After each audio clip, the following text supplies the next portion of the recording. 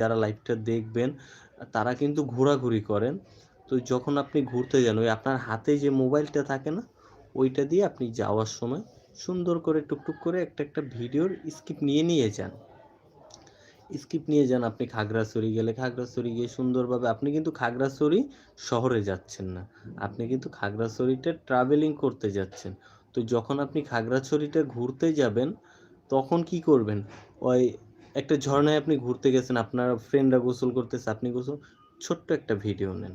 আবার আপনি সাজেক ভ্যালি গেছেন, কংলাক পাহাড় তো আপনি উঠবেনই, ছোট্ট একটা ভিডিও নেন।